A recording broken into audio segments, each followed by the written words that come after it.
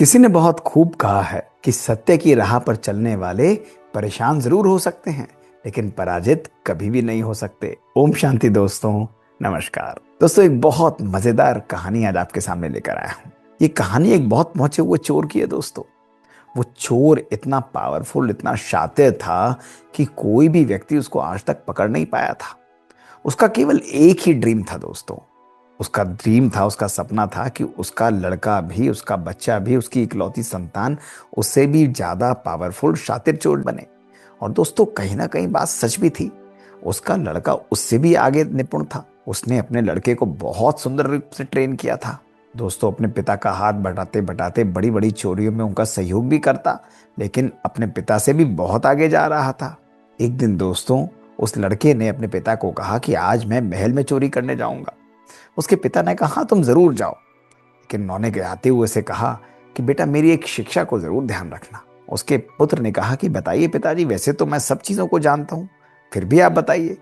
उन्होंने कहा कि बेटा, तुम संतों की वाणी को कभी भी अपने कान में मत पड़ने देना। अगर तुम कहीं पर भी जा रहे हो और वहां पर कोई महात्मा भाषण कर रहा हो, तो या तो उस रास्ते की तरफ मत जाना, और अगर जाओ तो अपने कानों पर उंगली डाल लेना, सुनना नहीं।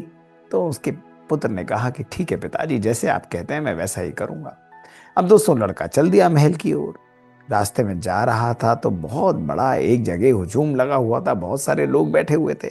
और दोस्तों, उसे पता लगा कि वहां पर महात्मा प्रवचन कर रहे थे। अब रास्ता कोई और नहीं था तो जाना उसे उधर ही था। उसने अपने कानों में जोर से ऐसी उंगलियां डाल ली दोस्तों, और उस रास्ते को क्रॉस करने लगा। अब दोस्तों, जा ही रहा था तभी एक बड़ा सा पत्थर आया और पत्थर पर उसे ठोकर लगी। उसकी उंगलियां कानों से निकली और वो जमीन पर लुढ़क गया। अब दोस्तों, जैसे ही लुढ़का, उसके कानों में दो बातें महात्मा की पड़ गई। पहली बात, महात्मा जी उस समय बोल रहे थे कि भाई कभी भी झूठ नहीं बोलना चाहिए, हमेशा सच बोलना चाहिए। और दूसरी बात उन्होंने बोली कि अगर किसी का नमक खाया हो तो उसे कभी भी नुकसान नहीं पहुंचाना चाहिए। अब दोस्तों, जैसे ही उसने बात सुनी, उसको पुनः अपने पिता की बात ध्यान आई। उसने अपनी कानों में उंगली डाल ली और महल की ओर चल दिया। जैसे ही महल के दरवाजे पर पहुंचा, वहां द्वारपाल खड़े हुए थे। उन्होंने कहा, तुम यहाँ पर कैसे आए हो, क्या करने जा रहे हो? अब वो कुछ उत्तर देता उससे पहले उसने कहा कि पिताजी कह रहे थे कि महात्मा की बात नहीं सुननी चाहिए, चलो आज उनकी बात को ही अजमा लेते हैं। उसने भी मुस्कुराते हुए कहा कि भाई, मैं इस महल में चोरी करने जा रहा हूं। उसने सच बोल दिया। अब द्वारपाल उसकी बात को सुनकर हंसने लगे। कहते हैं, यह भूत बालक है, अजीब पागल है, क्या बोल रहा है, ऐसे ही अंदर का व्यक्ति होगा, झूठ बोल रहा है। उसने उनकी बात को हल्के में लेते हुए उस लड़के को अंदर जाने दिया। लड़का हैरान हो गया। वो बात से वो अंदर महल के अंदर प्रवेश कर गया। अब दोस्तों, अंदर जाकर सीधे वो राजा के कमरे में पहुंच गया। वहां जाकर उसने खूब सोना चांदी सब चीजों को बोरियों में भरा। अब जैसे ही वो बाहर निकलने वाला था चोरी करके, उस लड़के को भूख लग गई। उसने कहा, भाई मुझे बहुत भूख लगी है। अब वो क्या करता, महल में खूब सारा सामान रखा हुआ था खाने पीने का, राजा के कमरे में था। उसने दबा कर खाना खूब खाया दोस्तों, पेट भर लिया। अब जैसे ही वो सामान लेकर जाने के लिए हुआ, तो तभी उसके दिमाग में दूसरी बात महात्मा की गूंज उठी। और दूसरी बात थी कि यदि किसी का नमक खाया हो तो उसे नुकसान नहीं पहुंचाना चाहिए। अब लड़के ने कहा कि भाई, इस खाने में भी तो नमक था, राजा का ही नमक था, तो मुझे राजा को नुकसान नहीं पहुंचाना चाहिए। इसलिए उस लड़के ने सोचा कि भाई, मैं इस सारी चोरी के माल को यहीं छोड़ जाता हूँ, और छोड़कर फिर बाहर निकल दिया। दोस्तों, द्वारपाल मिले और उससे हंसते हुए बोले, अच्छा तो तूने चोरी कर ली? तो लड़के ने मुस्कुराते हुए फिर सच बोल दिया। उसने कहा, हाँ हाँ, मैंने खूब सामान चोरी किया। तो उसने कहा, कहाँ है तेरा सामान? तो लड़के ने बोला, भाई मेरे को लगता था कि अगर किसी का नमक खाया हो तो नुकसान नहीं उसे पहुंचाना चाहिए, इसलिए मैं उस सामान को वहीं छोड़कर आ गया। अब इतने में दोस्तों, वो द्वारपालों ने हंसते हुए उसे आगे ही छोड़ा था, तभी महल के अंदर शोर मच गया। वहां पर बहुत सारे लोगों ने राजमहल के अंदर देखा कि राजा के यहाँ सामान सारा बिखरा हुआ है, खाना समाप्त है। चोर चोर चोर करके लोगों ने आवाज उठाई और द्वारपालों तक की आवाज गई, और द्वारपाल ने फट से जाकर उस यंग लड़के को पकड़ लिया। उन्हें पता था ये इसने ही चोरी की होगी। अब लेकर राजा के सामने उपस्थित किया गया। राजा ने पूछा बड़ी कड़ी आवाज में कि बता लड़के, तूने चोरी की थी? लड़के ने बड़े प्यार से मुस्कुराते हुए सच बोल दिया। उसने कहा, हाँ जी महाराज, मैंने ही आपके द्वारपाल से परमिशन लेकर उसने मुझे अंदर जाने दिया, मैंने चोरी की थी। तो महाराज बड़े हैरान हुए उसकी बात को। अक्सर लोग ऐसे समय पर झूठ बोलते हैं। महाराज ने कहा फिर तू ले हुए चोरी किए हुए सामान को लेकर क्यों नहीं गया?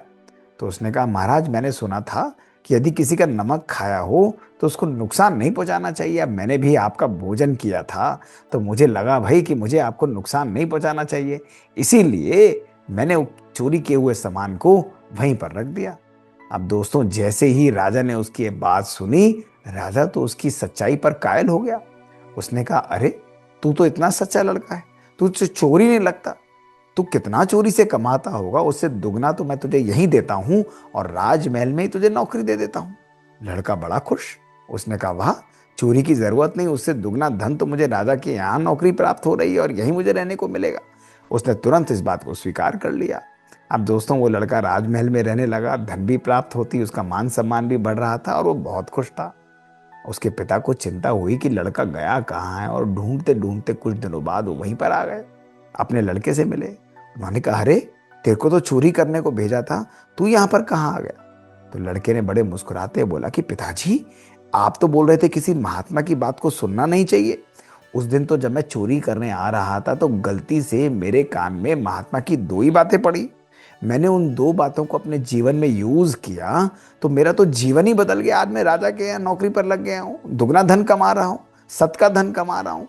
और मैं तो सोचता हूँ यदि इस सारी महात्माओं की शिक्षाओं को मैं रोज अपने जीवन में सुनूं, भगवान की शिक्षाओं को रोज अपने जीवन में ग्रहण करूं, तो मेरा जीवन तो कहाँ से कहाँ पहुंच जाएगा। तो मैं तो कहता हूं आप भी अपने जीवन को बदलिए और संतों के वचन को अपने जीवन में जरूर अपनाइए, ये आपके जीवन को भी बदल डालेगा। दोस्तों ऐसा कहते हुए मुस्कुराते हुए वो अपने महल के अंदर चला गया। दोस्तों उसके पिता का माथा भी ठनक गया और उन्होंने भी अपने जीवन में चोरी आदि को छोड़कर सत का मार्ग अपनाया। और दोस्तों जब मैंने ये कहानी सुनी तो मुझे भी इतनी प्यार से महसूसता हुई कि जीवन के अंदर सच्चाई कितनी महान है। दोस्तों महात्माओं की, संतों की वाणी को जब हम जीवन में सुनते हैं, ये केवल उनके महावाक्य नहीं होते दोस्तों, ये भगवान का दिया हुआ मार्ग होता है। और दोस्तों जब हम इस सत्य के मार्ग पर चलते हैं, जीवन के अंदर हम ऐसे पुण्य कर्म करते हैं दोस्तों, तो हमारा जीवन बदल जाता है, क्योंकि ऐसे जीवन को कोई मनुष्य नहीं चलाता, स्वयं परमात्मा ऐसे जीवन में हमारा मार्गदर्शन करता है। इसलिए दोस्तों संतों के वचन को, महात्माओं के वचन को कभी भी छोटा मत समझिए। इनके शब्दों को, उनकी भावनाओं को अपने जीवन में अर्थ सहित समाइए, समावेश करिए और अपने जीवन को परिवर्तित करिए दोस्तों, तो जीवन सदा सदा के लिए बदल जाएगा। दोस्तों सत्य की राह पर अक्सर हम अकेले हो सकते हैं, लेकिन दोस्तों हमारी विजय हमेशा निश्चित होती है। तो देखा दोस्तों कैसे छोटी छोटी बातें, मजेदार कहानियां हमारे जीवन को बदल देती हैं। बात बात में ऐसी कहानियां हम आपके लिए लाते रहेंगे, और यदि आपको ऐसी कहानियां सुनकर आनंद आता है तो जरूर हमें लिख कर भेजिए। हमारा ईमेल है bkmohitgupta@gmail.com। हमें इंतजार रहेगा दोस्तों आपसे सुनने के लिए। शुक्रिया और ओम शांति।